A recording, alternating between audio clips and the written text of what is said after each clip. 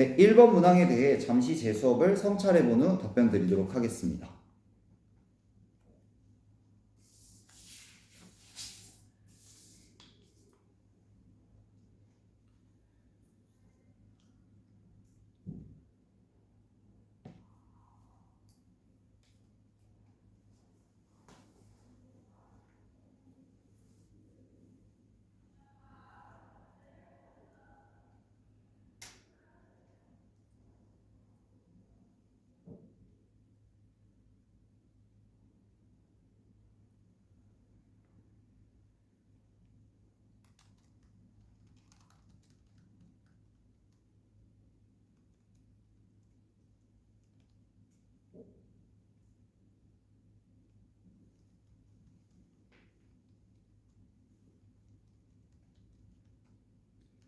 네, 1번 문항에 대해 답변 드리도록 하겠습니다. 저는 오늘 수업에서 성취 기준을 재구성하여 사용하였습니다. 제가 재구성한 성취 기준은 인공지능의 올바른 사용 방법을 탐구하고 그것을 규칙으로 만들어 지키는 것이었습니다. 이를 수업에서 어떻게 구현하기 위해 설계하였는지 설명드리도록 하겠습니다. 그 방안은 세 가지와 같습니다.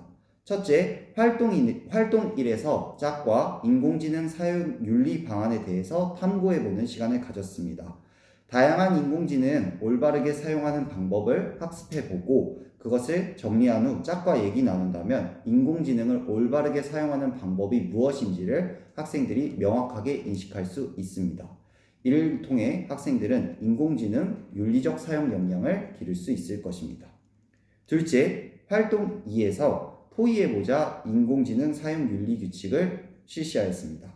학생들이 짝과 얘기 나눈 것을 바탕으로 모둠 토의에서 조금 더 영역을 넓혀가면서 인공지능의 사용 윤리 규칙을 직접 만들어 보도록 하였습니다. 이 과정 속에서 학생들은 개인정보를 침해하지 않고 올바르게 인공지능을 사용하는 방법을 얘기 나누면서 조금 더 인공지능 사용 윤리 규칙에 대한 책임감을 갖출 수 있었을 것입니다. 셋째, 그것을 패들렛을 이용해 활동 3에서 발표해 보도록 하였습니다.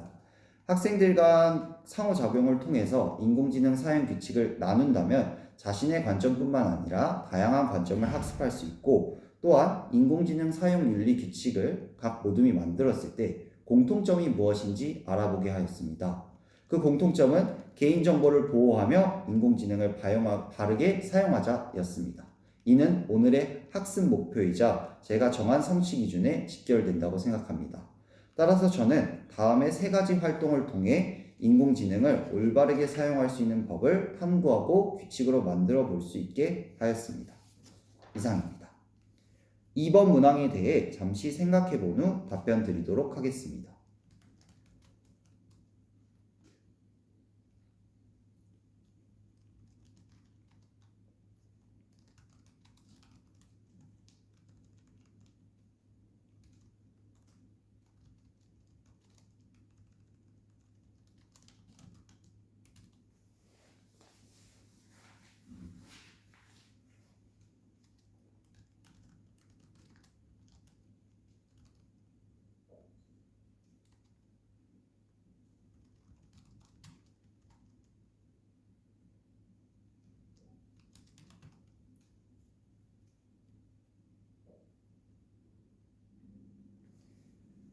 네, 2번 문항에 대해 답변 드리도록 하겠습니다. 깊이 있는 수업은 학생을 사유하는 학생으로 기르는 데 매우 중요한 수업입니다. 저는 이러한 점을 반영하여 오늘 수업에서 세 가지의 형태로 깊이 있는 수업을 구현하고자 하였습니다. 첫째, 학생 주도성과 교사 주도성의 조화입니다. 오늘 수업에서 나타난 학생 주도성은 학생이 학습 내용이나 방법 등을 선택하게 하였습니다. 발표 방식이나 하고 싶은 활동을 함께 정하게 하여 학생 주도성을 이뤄내고자 하였고, 교사는 평가 기준을 미리 선정하여 교사 주도성을 나타내고자 하였습니다. 또한 이 두 가지를 조화롭게 활용하여 오늘 수업에서 깊이 있는 수업이 일어나도록 활용하였습니다. 둘째, 삶과 연계된 학습입니다. 수업 중간중간 학생에게 오늘 배울 주제와 관련된 경험을 물었습니다. 예를 들어 인공지능을 올바르게 사용한 사례를 우리 삶에서 찾아본다면 여러분의 삶에서 인공지능을 어떻게 사용하고 있는지에 대한 발문을 던졌습니다. 이는 학생이 오늘 배울 주제가 자신의 삶과 밀접한 관련이 있다는 것을 인식할 수 있습니다. 이를 통해 학생은 더 학습에 열심히 참여할 수 있고 학습 내용을 실천적으로 사용할 수 있게 됩니다. 마지막으로 저는 탐구 질문을 사용하겠습니다. 제가 오늘 사용한 탐구 질문은 보충 질문, 연결 질문, 종합 질문입니다. 학생들에게 왜 그렇게 생각하였나요? 친구들의 의견에 보충해 볼까요? 다른 의견을 연결해 볼까요? 마지막으로 종합해 볼까요? 와 같은 다양한 발문을 사용하여 학생들이 확산적 사고를 하고자 유도하였습니다. 이는 학생들이 지식을 아는 것에서 머무르는 게 아니라 다양한 질문을 던지면서 사고를 키워갈 수 있습니다. 오늘 다음과 같은 세 가지 방안을 통해 깊이 있는 수업을 구현하고자 노력하였습니다. 따라서 저 역시 경기도의 교사가 된다면 깊이 있는 수업을 위해 다음과 같은 세 가지 방안을 적극적으로 수업에 녹여내도록 하겠습니다. 이상입니다.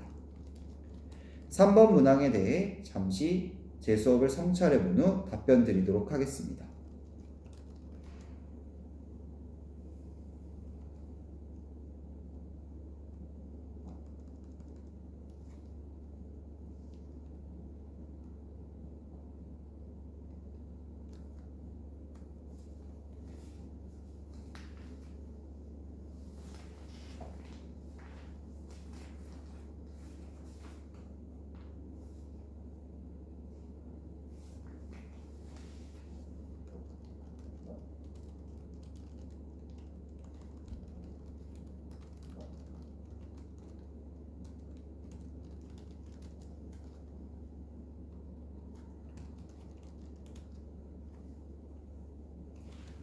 네, 3번 문항에 대해 답변 드리도록 하겠습니다. 스마트 기기를 적절하게 수업에 활용한다면 학생은 자신의 수준과 흥미에 맞는 맞춤형 교육을 제공받게 됩니다. 따라서 교사는 이러한 점을 고려하여 스마트 기기를 수업에 적극적으로 활용할 수 있어야 합니다. 따라서 오늘 수업에서 스마트 기기를 어떻게 사용하였는지 두 가지 방안에 대해 말씀드리도록 하겠습니다. 첫째, 학습 기록의 측면에서 태블릿 PC 굿노트를 활용하였습니다. 학생들은 활동 1에서 인공지능 사용 윤리에 대해 학습하고 그것을 태블릿 PC 굿노트에 기록하도록 하였습니다. 이렇게 기록한다면 교사가 저번 시간에도 태블릿 PC 굿노트로 기록하였다는 전제하에 저번 시간 배웠던 것을 지속적으로 참고할 수 있습니다. 이는 프로젝트 학습에서 학생들이 배움이 지속적으로 연결되도록 돕고 이를 통해 학생들은 깊이 있는 학습으로 나아갈 수 있을 것입니다. 따라서 저는 오늘 수업에서 태블릿 PC를 이러한 용도로 사용하였습니다. 둘째, 모든 간 교류 측면에서 패들렛을 사용하였습니다. 학생들은 활동 2에서 인공지능 사용 윤리 규칙에 대해 토의해보고 그것을 정리하도록 하였습니다. 이를 패들렛으로 공유하게 하였는데 이렇게 된다면 학생들은 자신의 내용뿐만 아니라 실시간으로 다른 모둠에 학습한 것을 다른 모둠이 만든 사용 규칙을 즉각적으로 확인할 수 있게 됩니다. 이는 모둠 간 상호작용을 활발하게 돕고 학생들이 자신의 관점뿐만 아니라 다른 학생의 관점이나 학습을 관찰할 수 있도록 도울 것입니다. 따라서 저는 다음과 같은 방안으로 스마트 기기를 활용하였습니다. 이어서 스마트 기기 사용에 어려움을 겪는 학생에 대한 피드백 방안을 두 가지로 제시하겠습니다. 첫째, 배움짝 제도입니다. 스마트 기기를 사용하는데 어려움을 겪는 학생이 있다면 그만큼 스마트 기기 사용을 잘하는 학생도 있을 것이라 예상됩니다. 이 둘을 동료 교수처럼 짝으로 형태로 자리를 두어 학생들이 서로 협력적 배움이 일어나도록 지도할 것입니다. 잘하는 학생은 부족한 학생을 조금 더 도와주고 함께 협력하며 학습이 일어난다면 이 스마트 기기 사용 역량을 증진하는 데 많은 도움을 줄 것으로 예상합니다. 둘째, 스마트 기기 사용하는 어려움이 있다면 저는 배움 공책의 안내 쪽지를 활용하도록 하겠습니다. 사전에 교사가 스마트 기기 사용 방법에 대한 가이드를 안내 쪽지로 만들어 배움 공책에 붙이도록 하겠습니다. 학생은 이를 수업 중간중간 주기적으로 확인을 할 수 있고 이를 통해 어려움에 부딪혔을 때 즉각적으로 스스로 해결해 나갈 수 있을 것입니다. 다음과 같은 방안을 통해 학생의 디지털 기기 사용 역량을 올려준다면 조금 더 효과적인 맞춤형 교육이 일어날 것이라 생각합니다. 이상입니다.